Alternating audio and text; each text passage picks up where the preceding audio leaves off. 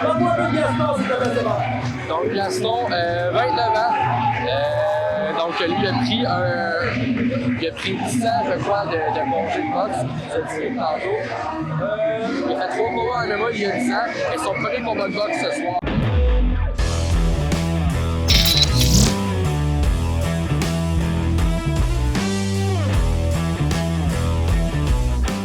Je dirais que ça fait un bon 1 an là, que j'ai recommencé à en faire, mais j'en ai fait là, pendant 6 ans, 10 ans de ça. Là. Ça fait un bon bout que je me prépare là, depuis un peu avant l'été qu'on regarde pour faire le gala. Là, donc c'est un camp d'entraînement qui a été quand même assez intensif. C'est des coachs, là, je dirais, qui ont été capables de m'amener dans une autre zone de confort. Sont très assidus, là, sont vraiment excellents. Je dirais, là, c'est vraiment par rapport à ma portée, de garder ma distance, là, c'est vraiment mon avantage.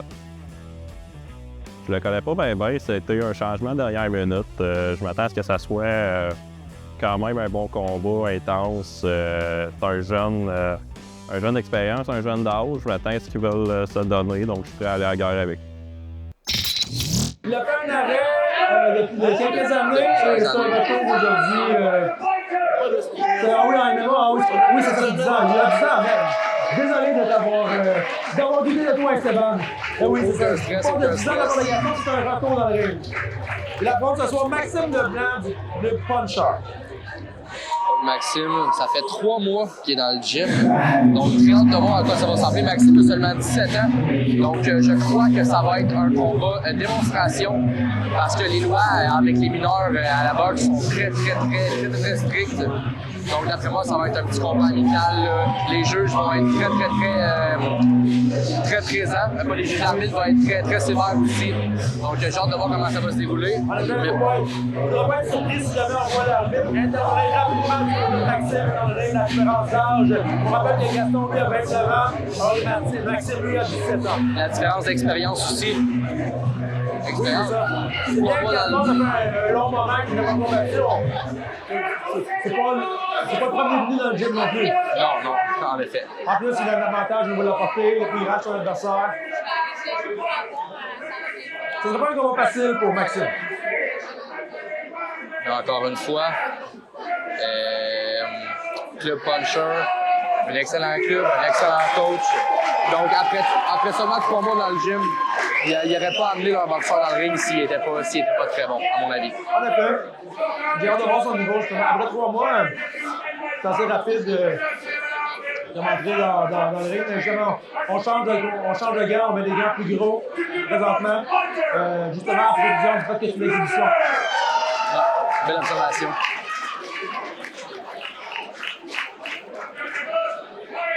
En même temps, c'est de l'expérience pour les deux. On a Gaston qui fait un retour, qui doit se remettre dedans, comme on dit. Puis on a Maxime qui est en apprentissage.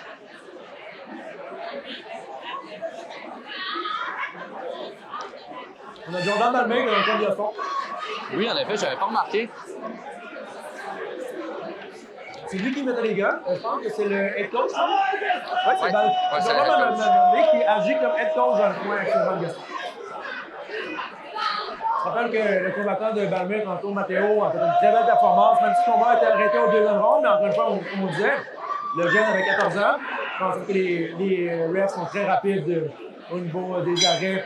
Surtout que c'est une exhibition, on n'est pas là pour se faire mal, on est là pour apprendre. Donc on a déjà...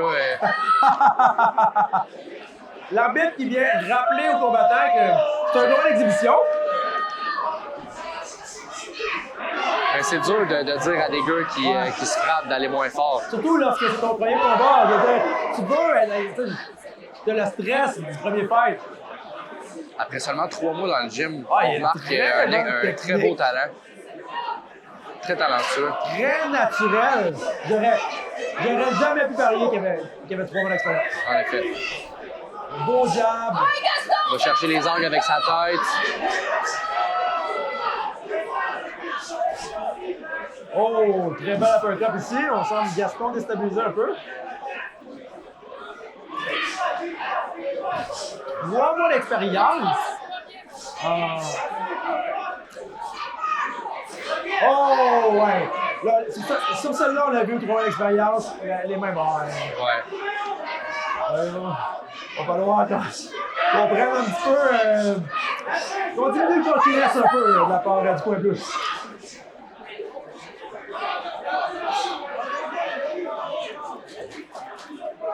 Oui, il est très bon, il a un bon jab.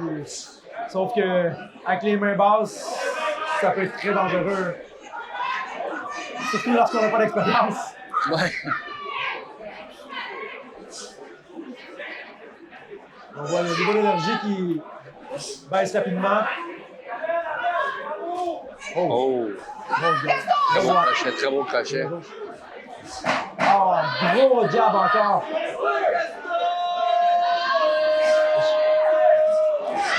Oh, gros crochet encore de la part aussi de Maxime. Impressionnant. Impressionnant pour 3 mois, oui, en effet. Regardez que ça à dire. D'après moi, le Coin Rouge aussi est très surpris. En effet.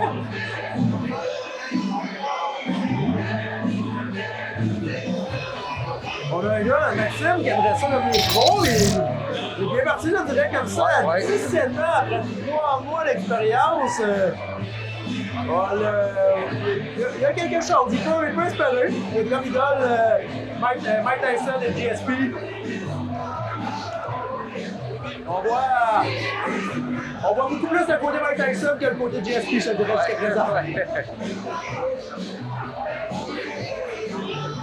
Un côté très arrogant, on baissait les mains pour attirer l'adversaire, pour le narguer.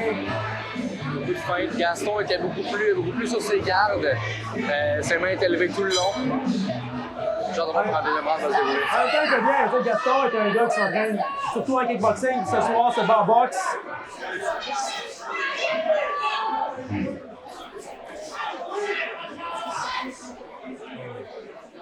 Je pense que Balmer a réussi à calmer quelque peu Gaston dans le coin. Dans le round, on le voit beaucoup plus posé, beaucoup plus attentif et beaucoup plus en contre-attaque. Et il profite du fait aussi qu'il y a une baisse de régime un peu au niveau de Maxime, qui est un peu normal avec le nombre de coups qu'il a lancé au premier round.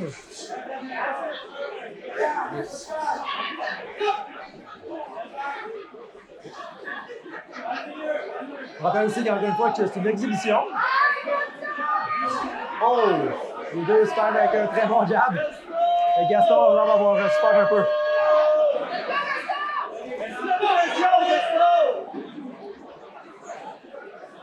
Gaston frappé avec l'intérieur de sa main. C'est possible, oui. Ouais, en amateur, on est très attentif sur ce détail. Oui, en effet. On n'a pas de coup de paume. De toute façon, on prend en considération aussi que les pompes des mains, vu qu'ils sont moins padés et qu'on porte des coutures, sont très coupantes aussi. On veut éviter le feu. Oh, très bon jab de chaque côté, encore une fois.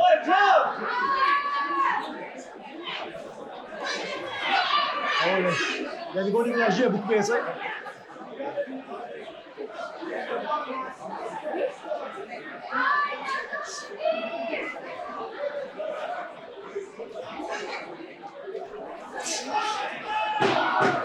Deux secondes.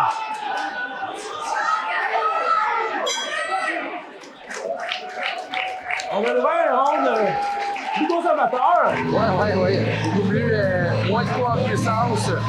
Les deux boxeurs ont un très bon niveau d'énergie en ce moment. Ils se sont beaucoup servis de leur jab dans ce round.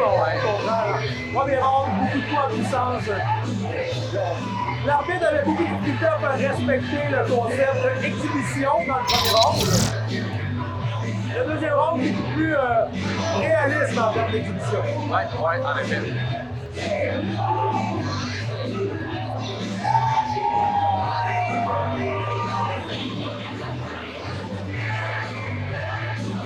J'ai hâte de voir qu'est-ce qu'il reste dans le réservoir et les boxeurs pour le troisième round. Là, il essaie de motiver Gaston dans le coin présentement. Donc, Maxime semble déjà prêt à retourner. L'arbitre semble faire signe de prévenir les combattants de se tenir à carreau quand même aussi pour le troisième round. Le bon timing là-dessus de la part de Gaston.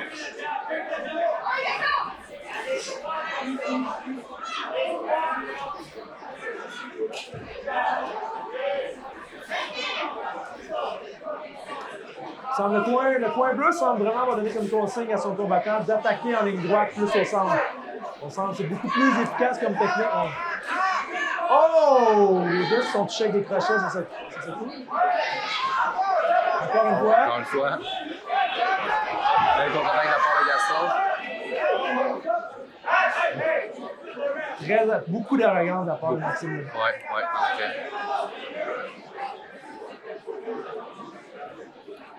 Il faut faire attention avec ça dans le futur parce que ce genre de manque de respect-là est vraiment pas toléré par les arbitres dans les combats. C'est vraiment parce que c'est un combat d'exhibition, l'arbitre peut plus ou moins faire quelque chose. Parce qu'il ne peut pas faire perdre le combat. Tu peux pas aller de points, c'est une exhibition. Tu ne peux pas perdre le combat. C'est professionnel, c'est toléré parce que professionnel, on s'entend professionnel, il y a aussi une partie qui est pour le show. C'est ça. Donc, ouais. Mais amateur, on est vraiment là pour le sport. Oui, en effet. C'est très important le respect en boxe et en tous les sports de combat. Parce que ça demeure un sport où on fait du dommage à notre adversaire.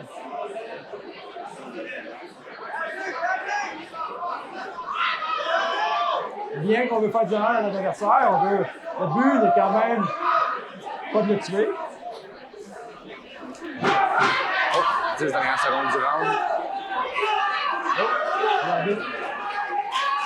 L'arbitre tente de les refroidir un peu, c'est pas parce que c'est vraiment l'exhibition.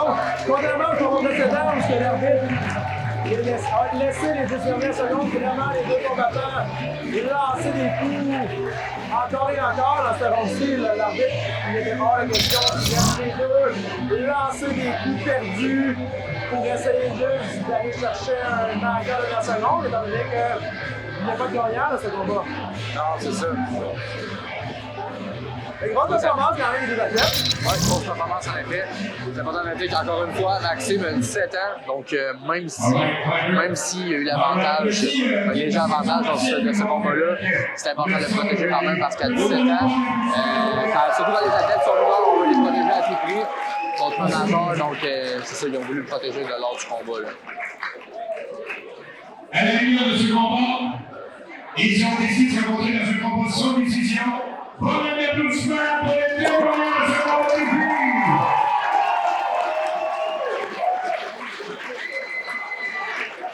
Le prochain combat est très intéressant. Le prochain combat, c'est Manuel Généreux contre Johan Félix. Manuel Généreux, qui est un autre membre de la famille Généreux qu'on parlait tout à l'heure, qui ne s'est pas battu depuis lui non plus de 10 ans, je crois, c'est ça? Oui, en 10 effet. ans d'absence. Manuel, qui avait beaucoup d'expérience étant jeune, il s'est battu souvent alors qu'il était mineur. Par la suite, une fois devenu majeur, et le travail, la famille et tout, alors il a délaissé les sports de combat. Il est revenu dernièrement parce que ses frères se battent justement dans la foulée de pouvoir dans le désir de pouvoir s'entraîner avec ses frères, de pouvoir se battre sur la même carte de ses frères. Fait un retour ce soir sur le ring. Alors un peu comme Raphaël, je crois que ce soir c'est son dernier combat probablement. Alors de ce côté, je ne sais pas si on va le revoir souvent. Raphaël, j'aurais plus tendance à croire que bien que ce soit dernier, on le voit plus souvent. Manuel, j'ai hâte de voir. Il était très doué, c'est un très bon boxeur lorsqu'il était jeune. Il a gagné plusieurs compétitions. Par contre, on parle vraiment d'une décennie. Une décennie, oui. Donc, alors que son adversaire, lui, parle-moi un peu de lui, c'était excellent. Dans le fond, Johan a 19 ans, donc encore une fois, il y a un avantage de l'âge de la part de Manuel. Johan, dans le fond, est déjà un athlète de base, il fait du basket et du football.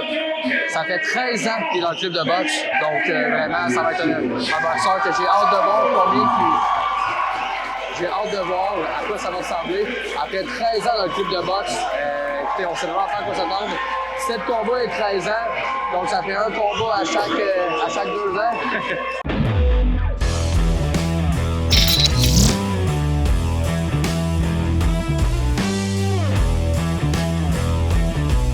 J'ai commencé, j'avais 11 ans, je suis rendu à 27 ans. Il y a eu 10 ans d'absence là, Entre ces âges-là, écoute, j'ai ma femme, j'ai mes enfants, j'ai mes affaires maintenant. Là, ça me manquait de manger des tapes à gueule, fait que ce soir, de retour sur le ring, ça n'a pas été facile. Puis j'ai recommencé le gym à 192 livres, puis ce soir, je me bats à 160 livres. Moi, je me suis entraîné, oui, Yannick Bergeron, il était là comme coach, mais je me suis entraîné beaucoup plus avec mes 4 frères. Écoute, on est là-dedans depuis toujours. Moi, mon grand frère est professionnel en MMA. Mon autre frère est professionnel en boxe. Donc, on a un bon entourage là, pour pouvoir s'entraîner. Non, je sais pas, ça a changé 4 fois. Je le connais pas, je sais pas c'est qui. Je m'en viens ici de m'amuser. J'avais envie de remonter sur le ring une dernière fois. Ma femme m'a jamais vu monter sur le ring. Ça fait plus de 10 ans que je suis avec. Donc, écoute, ici, je suis pas venu ici pour casser ailleurs à n'importe qui. Je suis venu ici pour m'amuser et pour faire un show, tout simplement. Là. On sait vraiment pas à quoi s'attendre. C'est important de noter que son oncle, c'est John Guzman. Je sais pas comment dire son prénom.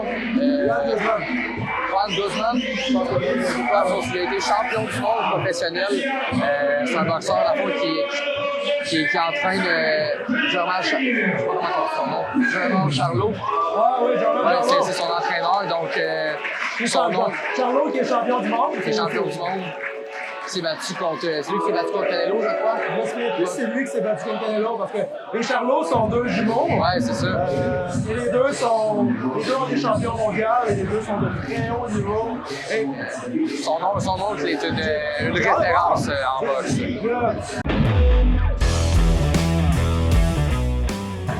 Là, la génétique pour être un bon combattant, c'est dans la famille. Comme tu disais, c'est un sportif dans l'âme, il joue au basket, au football aussi.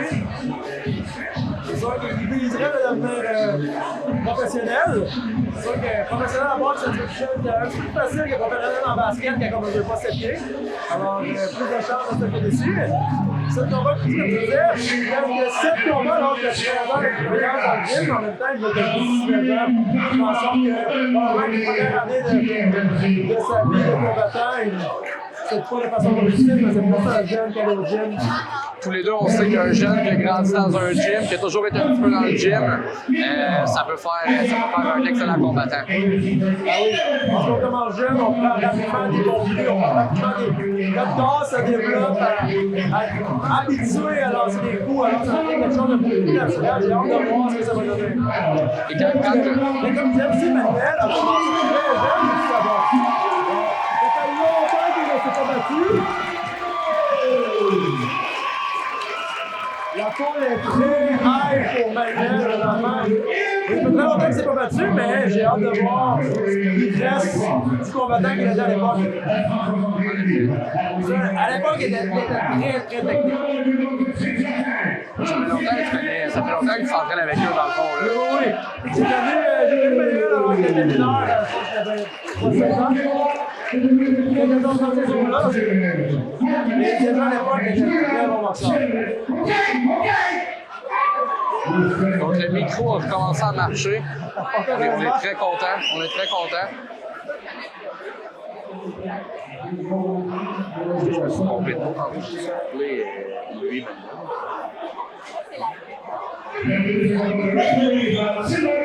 J'ai hâte de voir comment ce combat-là va aller. Mais j'ai vraiment tendance à croire que Johan, J'aurais tendance à lui donner l'avantage. donc on marque déjà. Juste à cause de son oncle, en fait. Oui. Oh! Oh! Beaucoup d'impact dans les coups. Manuel qui essaie de ne pas se laisser intimider.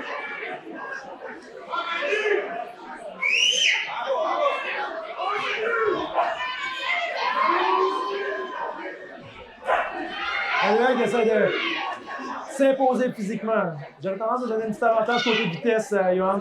Oui, en effet. L'explosion aussi. Oui. C'est un boxeur très rapide, très intelligent. C'est là qu'on voit que Manuel possède une certaine expérience parce que je crois qu'il l'a constaté lui-même, ce qui fait en sorte qu'il essaie de s'imposer plus physiquement un peu sur lui. Donc, on voit ici qu'il y a de l'expérience du côté de Manuel.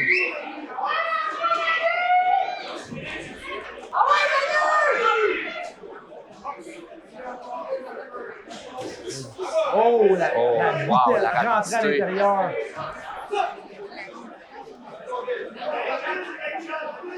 Oh. On a vraiment un combat qui va s'installer ici. Manuel semble vraiment avoir un niveau d'expérience supérieur, une compréhension du combat supérieur un peu à Johan, mais Johan est beaucoup plus explosif. En effet. Oh, wow! Quel gym? Club de boxe 7-5. Le box 7 à 5. On a quand même. Oui, donc on reconnaît Marseillais dans son coin, en effet. Le de boxe 7-5 qui ont quand même produit des bons combattants. En effet. Il n'y avait pas un. Oh, d'accord. Des très bons coups, ça va être. Oh! Oh!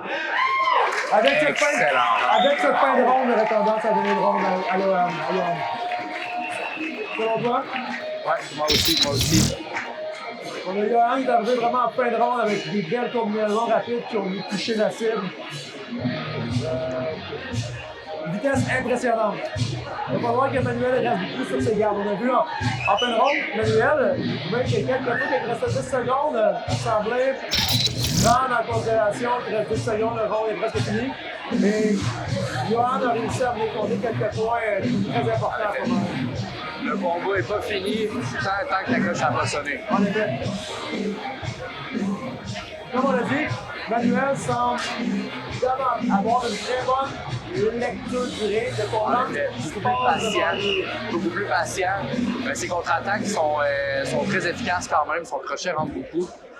Hâte de voir comment le deuxième round va aller. Je crois que du côté de Manuel, il va vouloir mettre plus de pression. Oui, regardez, il veut plus de pression. Il essaie, on voit aussi, il essaie d'être plus physique sur son adversaire. C'est exactement ce que, moi dans son coin, c'est exactement ce que j'aurais dit. J'aurais dit que ton adversaire est plus rapide que toi, brise la vitesse, mets de la pression sur ton adversaire, force-le à devoir faire du corps à corps, devoir forcer, devoir brûler son énergie. On voit que c'est ça qu'il essaie de faire, mais Johan, il bouge très bien.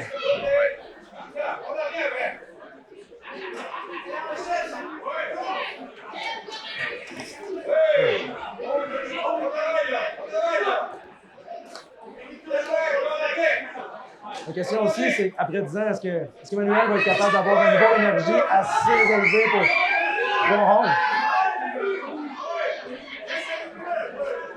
On parle quand même d'un jeune devant lui qui ne fait que du sport. C'est vrai. L'avantage de la jeunesse aussi. Oui. Avec 27 ans, on n'est pas vieux.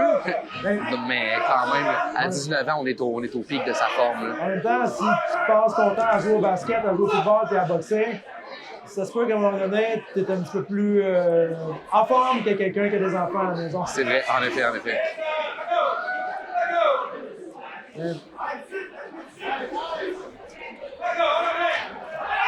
Manuel continue à essayer de s'imposer physiquement. C'est difficile face à un adversaire aussi rapide et aussi explosif, mais on voit l'idée.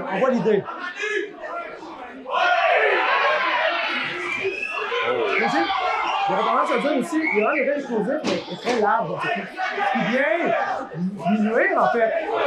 Parce qu'en étant large, il ralentit ses coups. S'il attaquait au centre, comme il vient de faire exactement là, il serait beaucoup plus efficace, il serait beaucoup plus en toucher. On a vu Manuel comment se concentrer à attaquer au centre dans le ring qui était plus lent. Il a essayé d'attaquer le centre pour essayer d'être le moins de distance à portée possible, alors que Johan semble essayer de frapper fort en explosant large.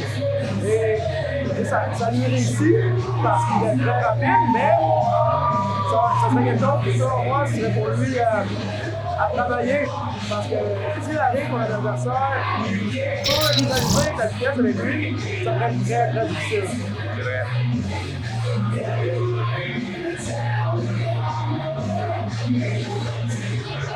Donc, si Manuel veut gagner ce combat-là, il n'aura pas le choix de donner un gros compte à Johan.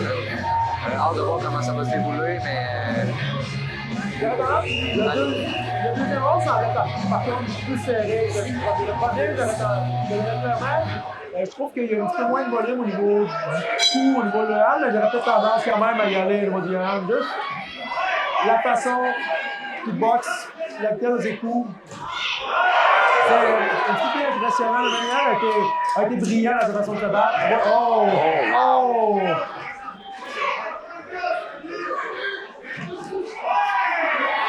On voit. Il sent qu'il va faire mal au droit monde. Il est très efficace. Donc, Manuel va tout donner dans ce round-là. Ouais. Absolument tout donner. C'est peut-être son dernier round de boxe. Oui, en effet. Oh! Gros crochet de la première encore.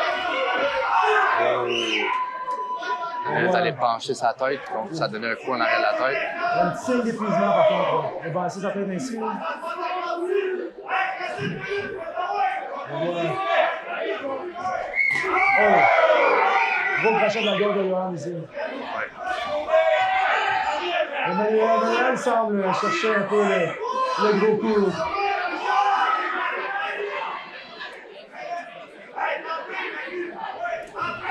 Johan semble confiant au niveau de son avance. On voit qu'il se déplace beaucoup, il cherche moins la confrontation. Et il préfère jouer haut. Il préfère jouer en contre-attaque dans son.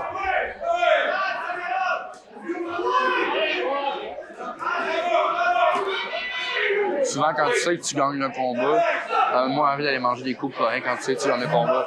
Il sait que Manuel va aller chercher à l'attaquer, donc il attend.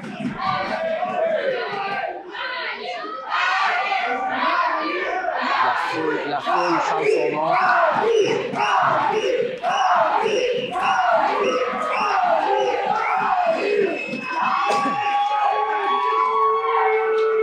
Plus que quelques secondes, et c'est terminé. Excellent combat.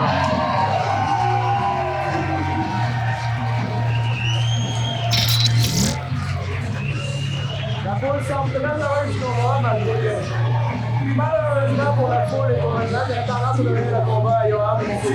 En effet. Mais après 10 ans d'absence sur ring, là, Manuel peut être fier de lui. Manuel peut rentrer chez eux la tête haute. Je dois vous dire, Manuel a vraiment témoigné d'une belle intelligence de combat. Il est censé saisir ce qui se passe devant lui, comprendre ce qu'il devait faire. Par contre, selon moi, devant lui, il y avait un jeune, trop rapide, trop explosif, trop énergique. Un jeune avec beaucoup d'avenir. Ouais.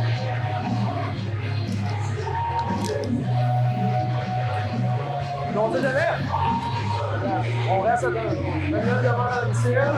La foule aurait pu faire en sorte que les juges étaient impressionnés par les coups de Manuel. On va voir tout de suite la décision.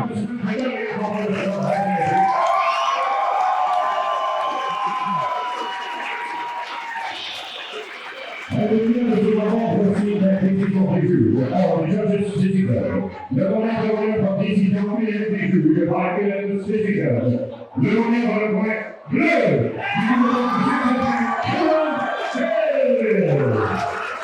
Encore une fois, les deux parties se serrent la main, beaucoup de respect. Manuel a vraiment pas l'air du Manuel, a l'air très fier de lui, puis il doit être fier de lui aussi. Il n'y a pas beaucoup de gens qui reviennent après 10 ans d'absence dans le ring. Là, ça prend beaucoup de cran après 10 ans. Surtout de se battre contre un adversaire comme Johan. Là. Ouais, très naturel, le jeune. Il a beaucoup d'espoir en lui, en effet. Il a du potentiel. J'ai hâte de pouvoir le voir. Manuel, comme on disait, c'est peut-être son dernier combat. Il a de très bonne chance. Ça fait 10 ans, il revenait ce soir à cause de ses frères, se battre sur la carte. Donc, il n'a pas bougé de performance. Ça va être une très belle performance. Une performance très intelligente, mais encore une fois, son adversaire était un très bon athlète devant lui. On a comme prochain fight très intéressant, Carl Saint-Martin contre Jonathan Tétrault du Great Beast. Great Beast qui est un gym très reconnu pour ses combats de MMA. J'ai hâte de voir qu'est-ce que ça va donner au niveau des combattants de boxe. Carl Saint-Martin qui est un combattant de Bergeron, mais qui fait uniquement de la boxe, et je ne sais pas si c'est boxing, c'est assez rare pour un combattant de Bergeron. C'est vrai. Donc, l'autre côté, on a Jonathan Tétrault. Ça fait 8 ans qu'il fait des sports de combat. Donc, c'est un athlète des MMA de base. Son premier combat de boxe ce soir. Donc, j'ai hâte de voir à quoi ça va ressembler aussi.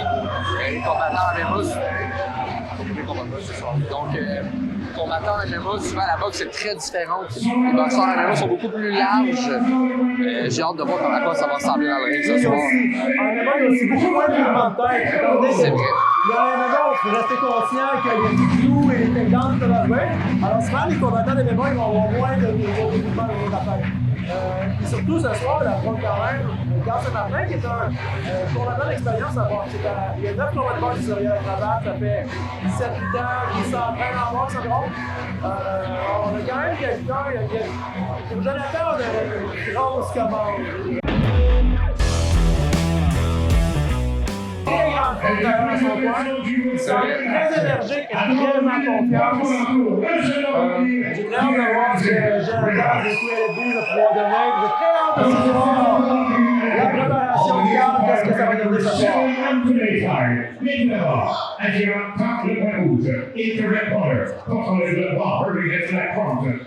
Elle a l'air très confiant.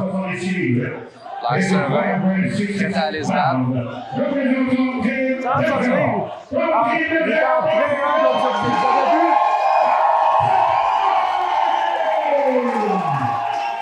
Ah, sa condition physique, il y a quelques mois, sa condition physique aujourd'hui.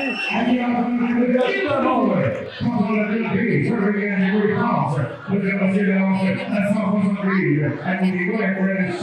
Prends ça, présentation, Carl a eu l'avantage de la balance. Il a pu poser la balance à 166 alors que son adversaire a pu poser la balance à 168. Personnellement, le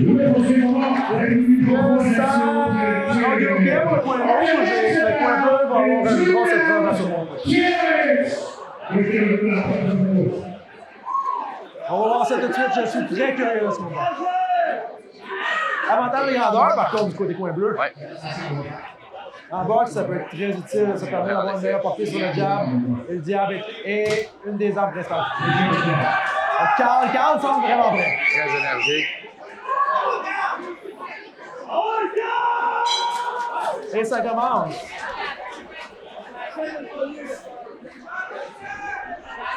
Point bleu qui s'installe pour pouvoir. Oh!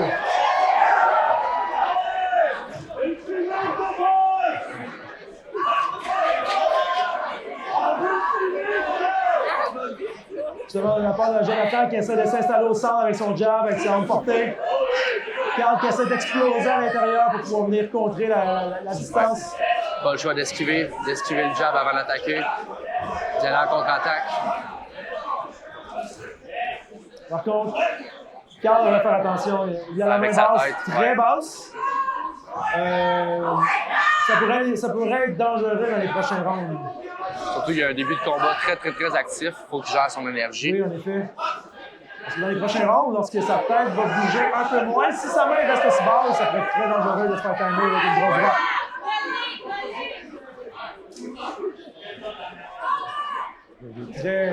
Très actif, Carl. Oh, grosse droite ici.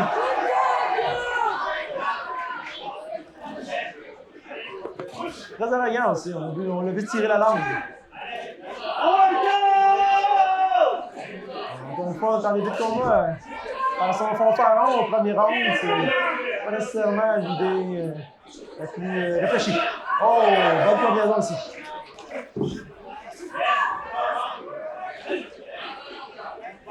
Oh! Carl commence à régler le problème de distance de façon efficace. Je trouve qu'il commence à toucher souvent, malgré que son adversaire a l'avantage de portée. J'ai l'impression que c'est lui qui a la meilleure portée. C'est toujours lui qui touche en premier. C'est vrai. Son adversaire, Son adversaire, a une moins bonne contre-attaque, utilise moins bien son jab. a beaucoup moins de volume. Par contre, il a une très bonne droite. On l'a vu dans les dernières secondes. Il a touché avec une très bonne droite Carl. Puis à la fois, justement, Carl doit faire attention avec sa main gauche, il va la garder haute pour pouvoir contrer justement cette droite. Mais le volume de Jonathan dans le point bleu est très faible. permet à Carl, selon moi, Carl a gagné un événement sur ronde. Absolument. Par contre, la question, est-ce que Carl doit faire une cadence alors que dans le coin bleu de la table, il n'a pas dépensé beaucoup d'énergie, alors c'est très peu de coups, alors est-ce que c'est pas la stratégie d'être conservateur dans les début de ronde pour revenir avec le temps à commun? C'est à voir. Carl a encore très énergique. Ouais. Ça va avoir encore beaucoup de confiance dans son Je point. crois que son adversaire va commencer la ronde avec plus d'énergie. Il n'y aura pas le choix de mettre plus de pression avec son jab. En effet. On a sans doute dit aussi, on a sans doute dû dire aussi plus de volume de coups. Oui.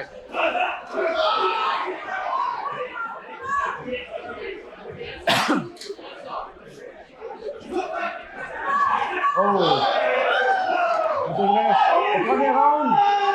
Au premier round, Carl Saint-Martin a vraiment réussi à trouver sa distance. Et pour vrai, on pourrait plus qu'il est plus petit que son adversaire.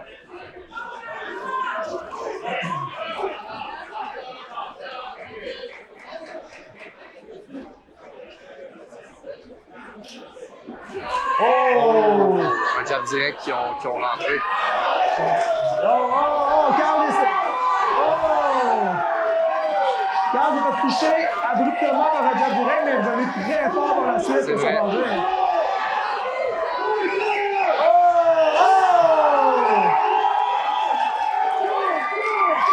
Énormément de vitesse de la part de Carl Saint-Martin.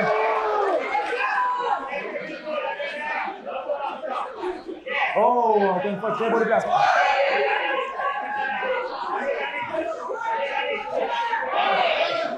Wow. Ah, j'ai tellement de mauvaise influence sur ce gars-là. Je le regarde et je me vois. Moi, j'ai parlé plusieurs fois avec Carl. On s'est échangé C'est quelques coups. la façon qu'il switch gaucher-droitier avec sa main arrière. Ça, c'est sûr qu'il a pris ça de toi. Ouais. Et main basse aussi. Bon, les mains, il y avait un souci. OK. Là, j'ai plus aussi. Faut que je fasse attention avec ses déplacements. En boxe, si. Le problème, c'est qu'il a les mains basses aussi lorsqu'il est à courte distance. Ça peut être très dangereux. Parce que lorsqu'il devient, il y a des moments donnés où il devient immobile avec les mains basses. Avoir les mains basses, pendant que la tête est en mouvement constant, c'est autre chose qu'avoir les mains basses pendant que la tête est fixe. C'est On vrai. a une petite facile quand on est une petite fixe. Là, on a vu avec quelques reprises dans ce round-ci que justement, il y a des moments où il avait les mains basses, où il a arrêté de bouger ou presque, il a stagné un peu et il s'est fait toucher après ça. Par la suite, il a réexplosé, il a recommencé à bouger, il a recommencé à lancer du volume, mais il a dû se faire rappeler à quelques reprises que avec les mains basses, c'est dangereux. Et ça pourrait être, comme je disais tantôt, en début de combat, avoir les mains basses, c'est une chose explosive, tu bouges, tu as de l'énergie. Par contre, au troisième round, pour l'adversaire est plus grand que lui, s'il a les mains basses et qu'il commence à être plus statique, ça pourrait lui jouer des tours. Faire attention aussi au déplacement avec ses pieds. Des fois, ses pieds sont pas stables. Donc, s'il mange un coup et qu'il tombe, même si c'est pas parce que le coup il a fait mal, c'est quand même un compte parce que tes pieds étaient mal placés. En effet. C'est considéré comme un compte. Il faut faire attention à ça. En boxe, les comptes sont très rapides. En kickboxing, si on est déséquilibré et on tombe, surtout lorsqu'on lance un kick ou qu'on lance un kick, l'arbitre peut juste nous relever et considérer que c'est une chute accidentelle. Tandis qu'en boxe, si tu te fais prendre à avoir les pieds mal placés, tu manges un coup, tu tombes, alors c'est un compte automatique. Donc, c'est des idées qu'il faut regarder en tête lorsqu'on a un style un petit peu plus élancé vers l'avant. Mais très rapide, très explosif par contre. Oh! On a vu ici ce que tu disais. Ouais. Il s'est fait prendre un peu les pieds déséquilibrés, mal bougé, a reçu un coup sur les gants. Il est tombé vers l'avant. Faire attention avec ça, avec les uppercuts. Ici. Quand il lance des crochets, sa tête a tendance à tomber. Il n'est pas protégé. Fait que si son adversaire est intelligent avec son jab et qu'il attend avec l'uppercut, ça peut faire très mal. Regardez l'uppercut vient de rentrer encore une fois. Les deux combattants semblent oublier qu'est-ce qu'une défensive. Les deux, les mains très basses, on lance des coups et on touche.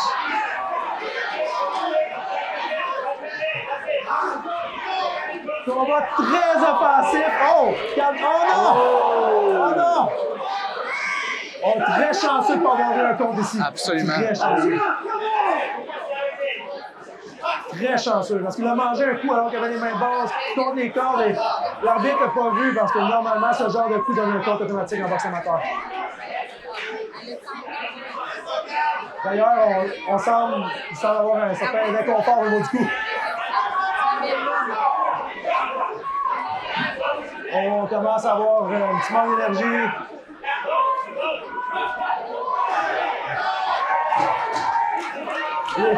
Les deux sont là pour la show.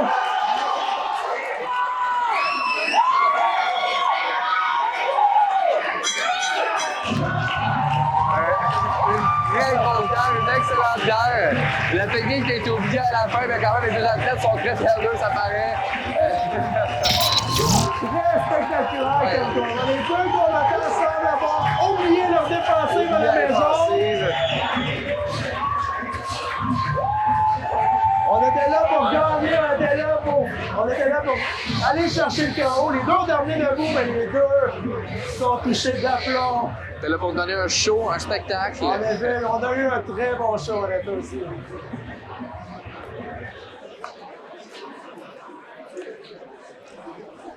C'est très échevelé de la part de Carl. D'ailleurs, c'est surprenant parce que c'est le combattant de style MMA qui avait l'air d'avoir un style très plus hermétique, avec un style plus avec un jab, avec des coups plus en ligne droite. Et c'est le boxeur qui était très échevelé, avec des coups qui sortaient de tous les angles. C'est vrai.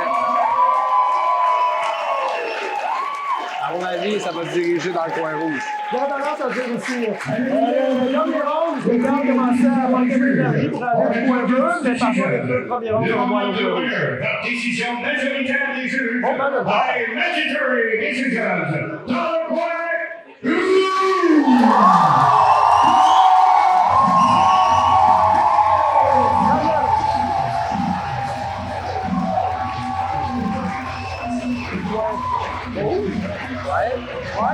J'ai enlevé la main coin rouge aussi. Toi, si tu regardes le bleu, hein, le bleu a l'air de penser qu'il avait gagné. Oui. Le gars avait pensé que c'est lui, puis la Ringa est allée donner la statuette. Normalement, le gagnant gagne la statuette et le perdant a la médaille. La Ringa est allée porter la statuette au point bleu. J'ai plus confus un instant. Très bon combat, le point bleu n'a pas altéré. Peut-être un détail, lui, il lançait peu de coups. Vrai, il aurait dû utiliser sa portée en début de combat. Il aurait dû se servir. On a vu qu'en début de round, il se servait beaucoup de son jab. On voyait que ses coachs lui donnaient la conseil. Sers-toi de ton jab. Il arrivait dans le fight, il servait son jab, il se faisait toucher quelque peu et par la suite, oubliait. Tout simplement. À mon avis, Bleu aurait dû utiliser plus son jab et qu'on arrivait un petit peu plus à l'uppercut ou en crochet. Quand Carl rentrait, souvent il se changeait, il switchait gaucher-droitier comme ça. Donc, tu sais, contre un à ce moment-là, pendant que ses jambes faisaient ça comme ça, après, il aurait tombé au sol à chaque fois, ses timings avaient été assez précis. En même temps, Carl était très explosif, très rapide. Alors, ouais. Mais excellent combat de la part des deux parties. Là. Encore une fois, on a beaucoup de guerres ce soir. Ah ouais. C'est rare que je vois des aussi grosses guerres dans les galas de boxe. En même temps, on a beaucoup de combattants qui, de base, se battent en kickboxing ou en MMA, qui normalement vont être plus agressifs, plus ouverts comme c'est le combat, parce que normalement, avec les pieds, ça permet d'ouvrir une défensive, alors qu'en boxe, c'est plus facile d'avoir une stratégie plus hermétique et plus défensive.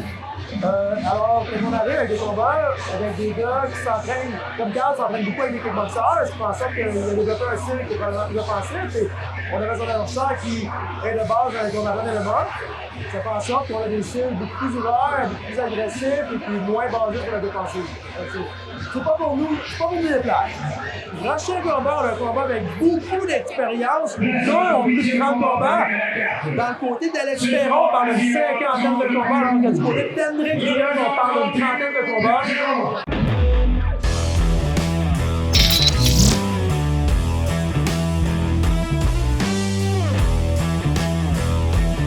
Ça fait au moins 15 ans. Ouais. 15 ans. J'ai commencé à 13-14 ans. C'est sûr, ça fait 5 ans que j'ai pas monté sur le ring. Fait que, ça a été dur au début.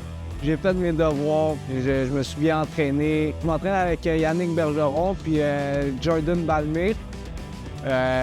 Écoute, c'est des entraînements vraiment tough. À chaque entraînement, on donne tout, puis je peux pas demander mieux. Là, moi, j'ai beaucoup d'expérience, j'ai beaucoup de combats, puis c'est une de mes meilleures préparations de combat. Moi, je suis fait pour ça, je suis né pour ça. C'est ma passion, c'est ma vie. J'ai beaucoup de points forts, mais mon point le plus fort, c'est mon cœur. Quand je vais me battre, je suis prêt à mourir dans le ring. Mon approche, je le connais pas. J'ai vu quelques combats, puis chaque combat est dangereux. Moi, quand je monte sur le ring, c'est comme si je me battrais contre le champion du monde. Je suis prêt à tout. Je m'attends à un combat difficile. Je prends personne à la légère. Donc, Alex Perron qui fait son entrée dans le ring. Une cinquantaine de combats. Dans le fond, il est parti au Grand Doré et on a eu une belle information, dans le fond, qu'on a eu avant le combat. Il nous a dit que dans les derniers moments amateurs de Thomas Chabot, dans le fond, c'est un boxeur. En 2017 ou en 2018, dans cette zone-là. Un petit peu avant qu'il tombe pro. Il l'avait battu dans un combat, dans le fond. Thomas Chabot, ça a été un boxeur qui était sur l'équipe nationale, un excellent boxeur. Il boxe en ce moment pour Eye of the Tiger. Donc, qui a battu Thomas Chabot, je crois que faut pas le sous-estimer. Alors, le boxeur, lui, par contre, on a ici une très grande différence d'âge dans ce moment. Alex, il a 29 ans, alors Hendrick, lui, a 19 ans. Mais quand même, 34 combats, entre 7 et 8 ans d'expérience. Il est ambidex. On a quand même un combattant qui peut être très dangereux ici. Dans les deux cas, on a beaucoup d'expérience. Malgré le 19 ans, Hendrick, 34 combats, c'est énormément de combats.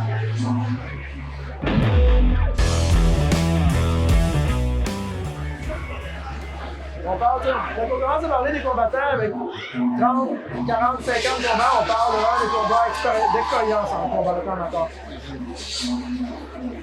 Alors, c'est le 8e combat prévu à la carte pour tenir le point number 8 on today's card. Maintenant. C'est important de noter aussi, souvent on regarde les combattants, mais c'est très important de regarder les coachs. De savoir le coach, si on connaît le coach combattant, souvent on va savoir à peu près comment il va boxer, les tactiques qu'il va utiliser. Donc tout dépendant du gym, on sait le combattant, il va savoir qu'il va ressembler à quoi. Là, encore une fois, c'est Dominique Bédard du club de boxe Empire à Québec. Donc, très bon gym. Dominique, un très bon coach. Beaucoup d'expérience dans le coaching, comme je l'ai dit précédemment. Donc, j'ai très hâte de voir. Ça va être un gars qui ça fait longtemps qu'il est dans le gym. Alex, c'est ça. Un jeu qui ça fait longtemps qu'il est dans le gym, c'est lui qui a l'expérience. Il est ambidex, donc j'ai hâte de voir ça va ressembler à quoi ce combat-là. C'est sûr que ça va être un boxeur très technique, très explosif. Alex l'a fait avec Kim Bergeron, mais c'est pas par contre avec qui il combattait auparavant. Je sais qu'il a fait son retour avec Kim Bergeron cette année, mais avant le COVID, je ne sais pas pour quel type de boxe il se battait.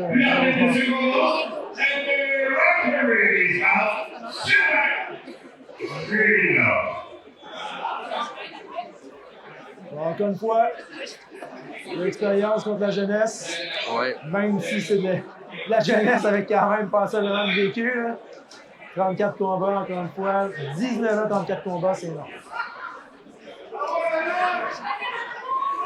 C'est pour un Canadien. Pour un Mexicain, ça aurait été une autre histoire, mais pour un Canadien. En effet. Et je pense, à 19 ans, je pense que Canelo avait quasiment lancé 34 combats, mais pro. Ouais, Canelo a commencé pro à 15 ans, je crois. Oui, à 15 ans. Il était champion du monde à 19 ans. Oh boy. Wow, excellent contre-attaque au corps. On a l'air, même si c'est des combattants qui sont aux alentours de 150 livres, dans ces eaux-là, on a quand même. Des coups d'efficacité. On semble avoir un bon impact. On entend des coups pincés.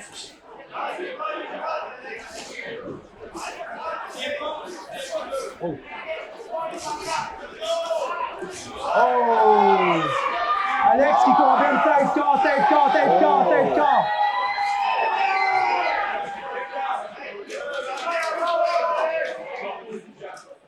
Moi, ce qui m'intrigue, c'est le niveau d'énergie, Alex, parce que présentement, j'aime beaucoup ce que je vois. Ça compte corps-tête tout le temps, qui permet d'ouvrir les ouvertures et de toucher d'aplomb son adversaire. Et par contre, 29 ans, est-ce qu'il a été régulier au gym depuis plusieurs années? Donc, on a un jeune de 19 ans qui semble très énergique. Est-ce qu'il va être capable de tenir cette cadence? Parce que personnellement, à date, au premier round, je le donnerais à Alex pour sa précision. Très précis.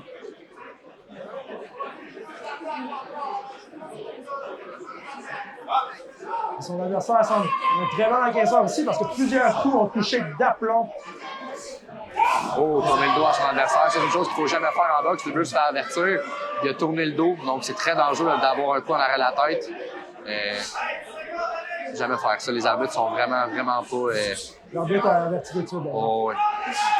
Oh, encore. Oh! Très content avec les crochets de gauche.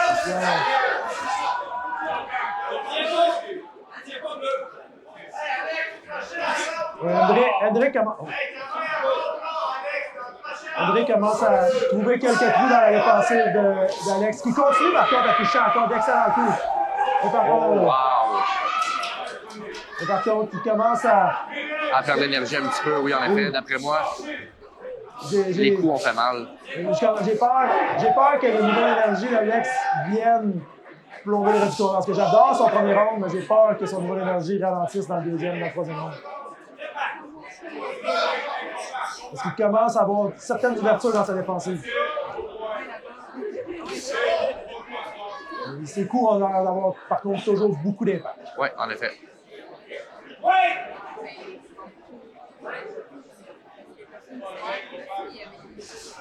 Oh, il fait des beaux jabs. Oh!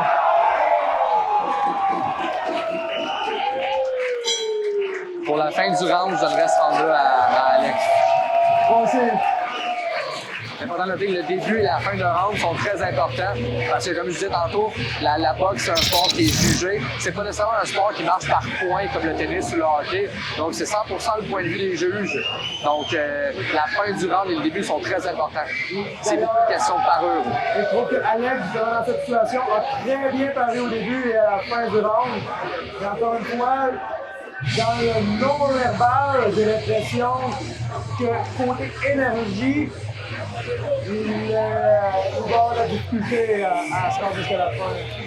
En fait, la question, c'est est-ce qu'il va avoir assez d'énergie pour gagner au moins encore un round dans ce combat et se rendre à la décision, ou est-ce qu'il va quand même faire mal à son adversaire? J'ai l'impression que le troisième round va être très dur pour Alex. Alors, en espérant pour lui qu'il puisse gagner son prochain round, parce qu'il fait très bien son adversaire aussi d'ailleurs, mais je trouve que la précision, la netteté d'Alex ont été vraiment impressionnantes dans le premier round.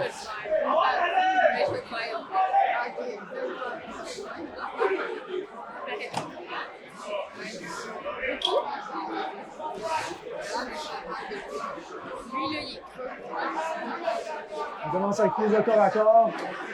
Comme je disais tantôt, accrocher, ça dépense beaucoup d'énergie.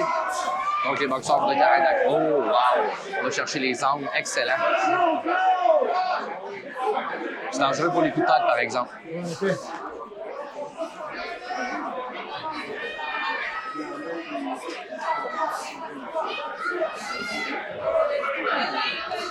On va s'exploser encore, dans les deux côtés.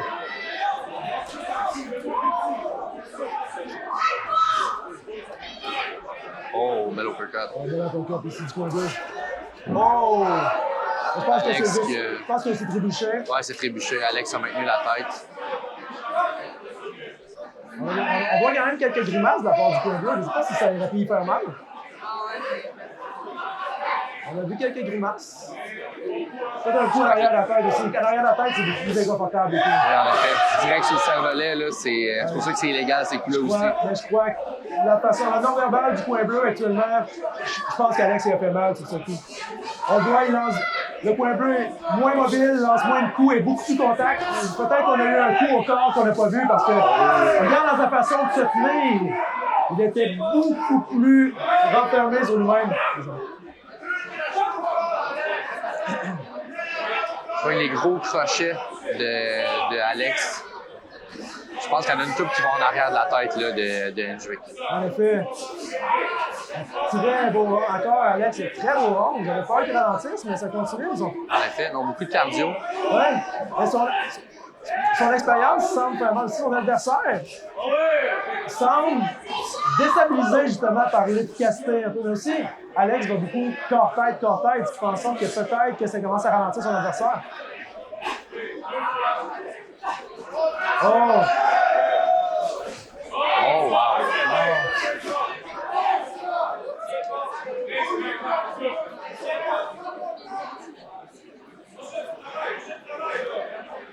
Il commence à être épuisé dans les côtés.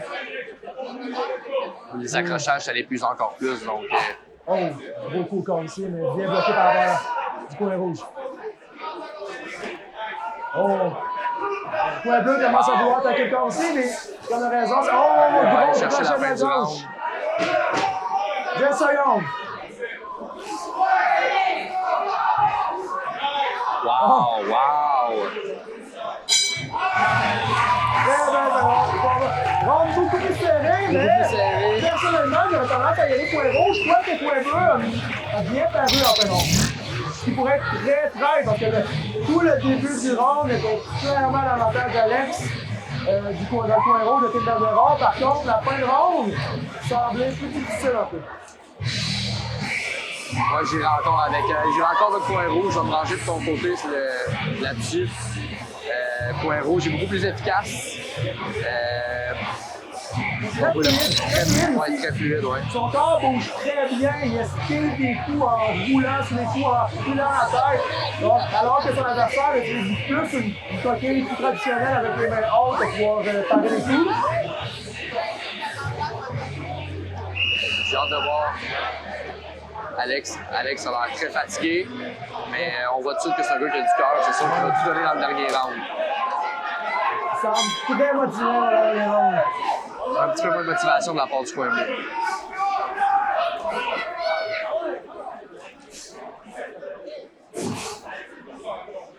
Le coin bleu, par contre, dans ce round, le coin bleu fait ce qu'il aurait sans doute dû faire au premier round. Il commence à attaquer beaucoup plus au corps. Comme je te disais tantôt, quand il y a eu la chute et qu'on pensait que c'était juste une glissade, je crois vraiment qu'il s'est fait faire mal au corps parce que depuis ce moment, il essaie beaucoup plus souvent d'attaquer le corps. Alors peut-être qu'il s'est fait faire mal et essaie de se venger parce qu'il a découvert que c'était une bonne idée d'attaquer le corps. C'est souvent ça. Quand on se fait toucher au corps, on dit ouais, finalement, ça a été une bonne idée, mais on commence à ce moment-là d'attaquer, mais souvent il est trop tard dans le combat. De toute façon, quand on arrive en fin de combat, souvent les mains sont plus basses, alors les trous sont souvent plus hauts, alors qu'en début de combat, c'est là qu'on peut, si on varie par corps, tête corps, on peut créer des ouvertures au corps. Regarde comment le coin bleu switch gaucher-droitier. C'est très, très, très beau. On l'avait dit, il est ambidex. Ambidex. Là, je viens de le remarquer, c'est très, très beau, très fluide. On s'en rend même pas compte si on n'écoute pas attentivement. Regarde souvent, quand il va attaquer à la place de reculer, il va juste changer. Le plus haut par contre, fait qu'il va tomber. Il est droitier. On voit qu'on donne tout ce qui nous reste dans le réservoir.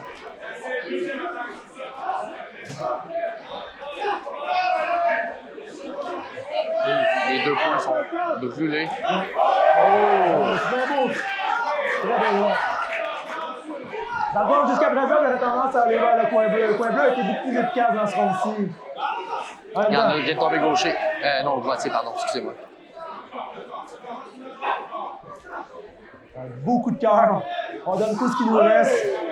Des très gros coups encore qui se lancent.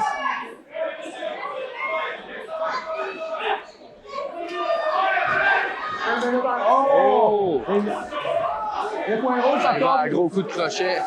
Oui, mais les 20 bases de la part du coin rouge pourraient lui coûter cher parce que présentement, il se fait beaucoup toucher avec des coups. Oui, en effet. On est en fin de combat, on a moins d'énergie, il suffirait d'un bon coup puis perdre l'équilibre pour pouvoir faire tout l'avantage avec un contre. Une chance qu'on parle ici de combattants avec beaucoup de combats, c'est en sorte que l'arbitre est beaucoup plus permissif parce que En effet, en effet. l'arbitre va beaucoup plus attendre pour donner des comptes. Oh! Grosse combinaison ici du point rouge. Grosse guerre. Le coin bleu doit reprendre le plus vite possible. Le coin bleu sait qu'il doit aller chercher un corps.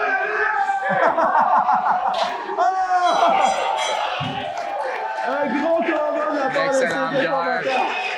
On avait beaucoup d'attitude à la fin du combat, mais encore une fois, la boxe, c'est un sport de respect. Ils se serrent la main, les deux sont fiers, excellent. Le point bleu sentait que son adversaire commençait à être épuisé. Il sentait qu'il était peut-être possible d'aller chercher un KO en fin de match. Faut faire attention à ça, à ces histoires-là, justement, d'aller s'accoter sur le gars comme ça en fin de combat, ça peut être très dangereux. Puis aussi, ça fait signe aux arbitres que, comme je disais, la boxe, c'est un sport de parure, d'impression. Donc, ça n'a vraiment pas donné l'impression que Rouge a gagné le dernier round, absolument pas. Ouais, personnellement, de toute façon, selon moi, dans les rounds, donc vraiment coin bleu. Coin bleu a été beaucoup plus compact, beaucoup plus efficace dans ses attaques. Le coin rouge a été très spectaculaire dans certaines de ses attaques. Dans son uppercut qu'il faisait en fin de combat, c'était vraiment spectaculaire. Il est beaucoup, très original comme coup, par contre. Coin bleu a été beaucoup plus efficace. Mais, selon moi, les deux premiers rounds allaient dans le coin rouge. Alors, j'aurais tendance à donner la victoire au point rouge encore au tour de ronde. C'est vrai. Mais ça fut un très bon combat. Le jeune homme, on s'entend, le jeune homme en parle de lui. André a 19 ans, ça. 19 ans, oui, contre 29 ans, donc l'expérience paraît. Les deux ont beaucoup d'expérience, mais à 29 ans, par décision partagée.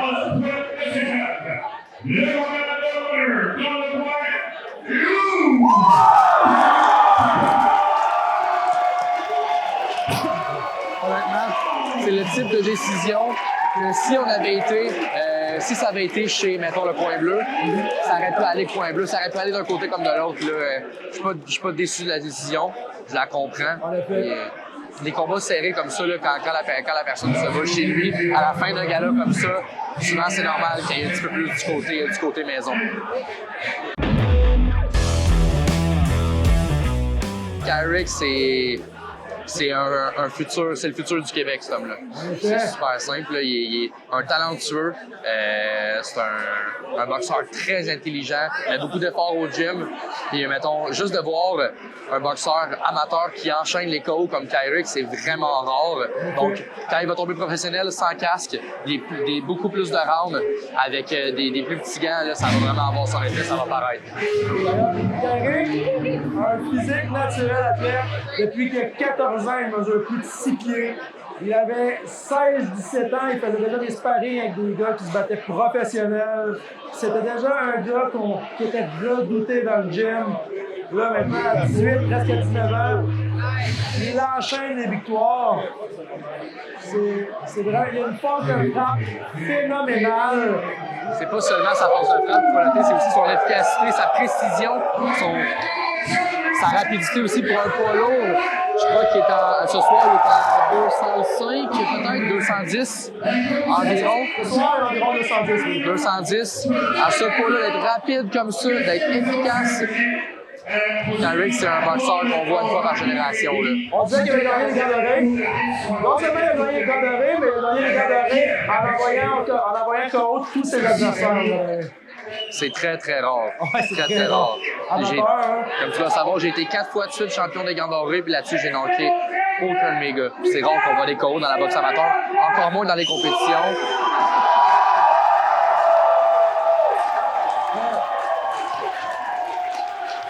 De toute façon, console pas console, on s'apprête à voir le combat qu'on attend ce soir au jeu de la boxe.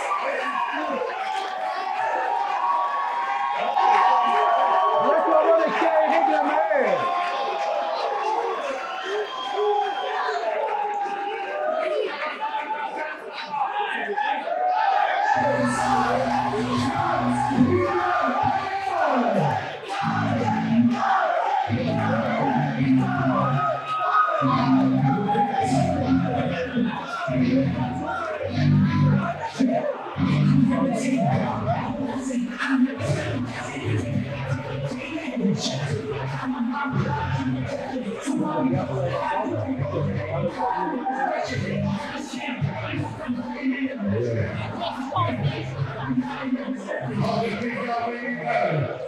La personne à Kyrick doit souffrir de désavantages certains dans ce combat. On parle de la taille ici.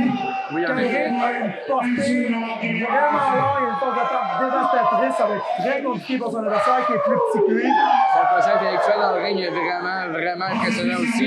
Il est capable de se servir de son jab comme personne. Donc, il est doué physiologiquement et mentalement aussi. Donc, Kyrick a un très puissant jab. J'ai déjà vu casser des mains avec son jab.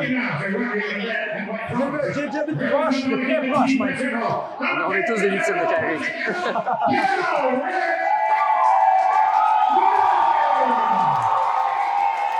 La propriété de Kyrick fait ses camps d'entraînement avec Inox, entre autres avec Simon King et je me rappelle plus de son nom de Alex Barrière, oui, en effet, oui. S'entraîne avec Alex Barrière aussi. C'est pas ton bord, Oui, avec Alex Barrière, oui. Ça arrive bien aussi que son modèle de boxeur, c'est à l'honneur en effet haut. Oui.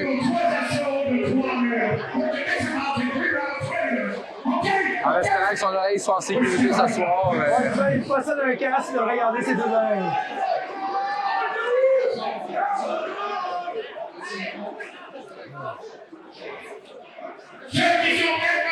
Et Kyrick a vraiment un avantage de grandeur. Mais moi, je te dirais qu'en termes de sparring, la personne qui aide le plus Kyrick, c'est moi. En tant que sac de sable? Ouais, c'est ça. Ça fait longtemps que j'ai pas parlé avec Kyrick.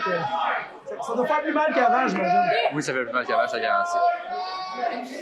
Il est très efficace avec son jab. Prend son temps, très patient. Contre-attaque rapide. Ah, pour vrai, si son adversaire réussit à le battre ce soir, ce serait tout un statement. Kyrick commence à être très en vue côté boxe amateur au Québec. Il commence à. Okay. Avec l'intérieur du gant. Le problème avec Kyrick, c'est qu'il frappe tellement fort que même quand il frappe avec le gant, t'as l'impression qu'il n'y a pas de mousse. Le désavantage de Kyrick, c'est qu'il frappe tellement fort que les gens pensent qu'il triche.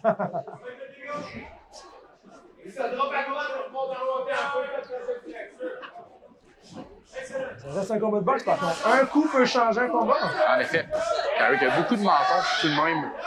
Tu sais que je boxe avec depuis très longtemps. Il y avait 10 ans, j'avais 13 ans et j'y allais à 100%.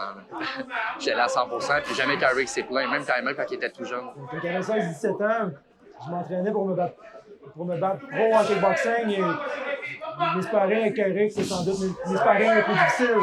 Ouais. Il y avait 16-17 ans. À part de 2 ans, 3 ans. Oh! Grosse combinaison ici de la part de Kyrick. Kyrick était un boxeur très patient. Il sait aller chercher les angles, très rapide. Regardez, overhand, uppercut de la gauche rentre toujours. C'est genre un top, il va faire beaucoup de dommages. Oui. C'est ça qui est spécial avec Kyrick, c'est que c'est jamais en sécurité. Parce qu'il contrôle aussi bien sa distance que ses entraînements intérieurs. Donc on n'est jamais en sécurité. Oh! Très gros coup de corps ici, encore une fois. Les uppercuts continuent à faire du dommage, les rapports de Kyrick.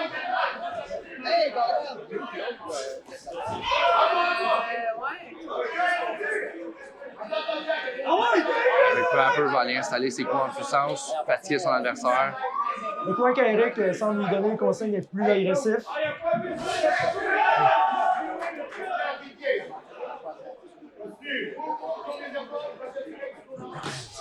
Oh! Regardez comment il frappe. Il bouge la tête en frappant aussi, donc très difficile à toucher. Ici, il se déplace très bien ici. Par contre, son énergie pour rien non plus. Non, c'est ça. Donc, si son adversaire veut gagner, il n'a pas le choix de le toucher avec des coups en puissance. Oh, très grosse droite encore. Son adversaire est très solide. Ouais, vraiment. Oh, très grosse droite, pour vrai. Son adversaire est vraiment très solide parce que Kyrick a placé de très grosses droites dans Il y en a son beaucoup qui auraient tombé avec ces coups-là. En effet, Nous, on en fait partie. tout à l'honneur de son adversaire. Ouais.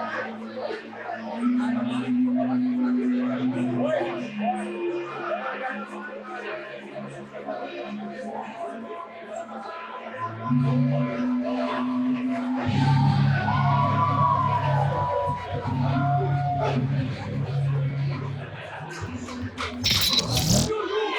hâte. Deuxième round qui commence. On va voir.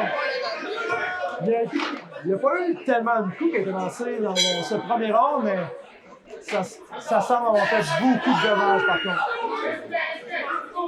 Chaque fois qu'un coup de touche, ça va avoir énormément d'impact. Oh! Carrick fasse attention à ses mains aussi, parce que des fois, il mange des coups qu'il ne devrait pas manger. Bonne droite à part de son adversaire ici. Ouais. Il dit c'est de la boxe, un bon coup, ça peut terminer de l'autre côté Ouais. aussi. Mais...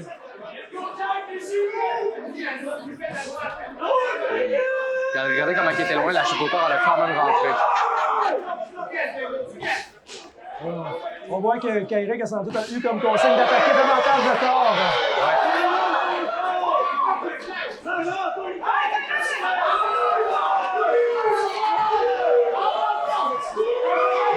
Par contre, les opérateurs de Kyrick continuent à faire énormément de mal. Oh! Pour son adversaire.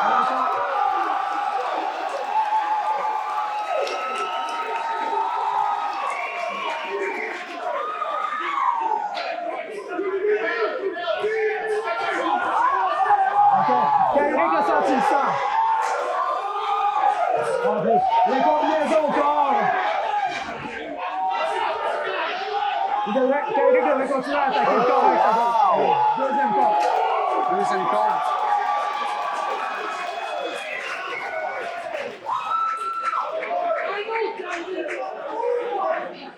Oh, c'est terminé. Un autre combo pour Carrick. Mon adversaire semble peut-être qu'il voulait exploiter trop comme arrêt, toutefois, c'était que Kyrick qui frappait. Son adversaire, tout ce qu'il faisait, c'était rester debout devant lui, encaisser les coups. Il encaissait. En même temps, la boxe, si tu frappes pas, Il faut oublier ce qu'on veut, c'est protéger les boxeurs à la base. Donc, un combat, ça sera à deux. S'il y a une personne qui combat, ça marche pas. aussi, on est amateurs. Les combattants ne sont pas payés. Des Floyd Mayweather dans la boxe amateur, malheureusement, ça passe pas tant que ça. Non, mais ici, parce que tu sais, en professionnel, tu peux te permettre d'avoir un. Le gars est payé, donc il peut rester là, tanker puis encaisser des coups. Techniquement, il est payé pour ça. Hein. Il y a des gars qui sont payés pour juste supporter le manger des coups, mais on est amateur ici. Ici, on est là pour avoir un combat et essayer de rendre des athlètes meilleurs et de les faire progresser. Alors, si ce n'est un des deux combattants qui frappe et que l'autre ne répond pas, bien, en amateur, on va arrêter le combat assez C'est fini, rapidement. c'est à moi. Je sais, on y était. Pardon, excusez-moi.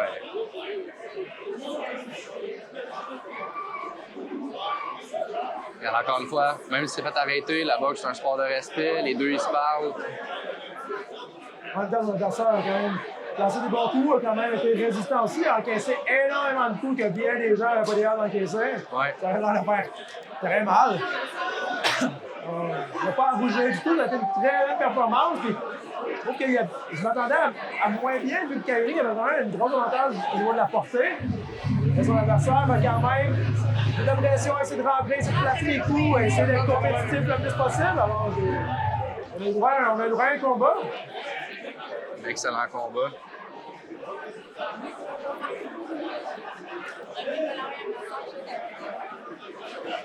J'ai hâte de voir comment Carrick va se débrouiller dans les championnats canadiens. Je ne connais pas les poids lourds au championnat canadien, mais je sais qu'il y a quand même un gros challenge. Mais est-ce que ça va être un assez gros challenge pour Carrick? C'est ça qu'on va voir. Parce qu'au Québec, il est particulièrement dominant. La question, c'est est-ce que dans le reste du Canada, il y a des adversaires qui vont être capables de pouvoir se mettre devant lui? Là, la question, dans le monde, j'en veux pas. Dans le monde, il y a sûrement des gars qui sont capables de donner la position. Est-ce qu'au Canada, on a des athlètes qui vont être capables de pouvoir se mettre devant lui et pouvoir boxer à armes égales en amateur? J'ai hâte de voir ça. On va le savoir dans les prochaines semaines. Les Canadiens, pour lui, commencent en Russie. Oui, il faudrait qu'on ait regardé la date. Hein. Je suis vraiment pas sûr. Il y avait 10 décembre. Il y a 10 avait 10 décembre. Il me semble que c'était début décembre. Regarde, bon, mais c'est sûr qu'il va percer à ce niveau-là. C'est sûr que c'est pas un boxeur qui va passer inaperçu au championnat canadien. Là. Non, en effet, mais il est très grand, il a une très bonne allonge, une très grande puissance. C'est drôle parce qu'il est encore inconnu du public. Les championnats canadiens, j'ai été plusieurs fois, c'est toujours les mêmes boxeurs qui se présentent. Donc c'est rare qu'on voit un boxeur qui arrive et qui bat tout le monde aux provinciaux, puis qu'après ça, il va battre tout le monde aux nationaux. Donc j'ai hâte de voir la surprise qu'il va créer aux nationaux. Ça va être... En effet, ça va être à suivre avec Eric.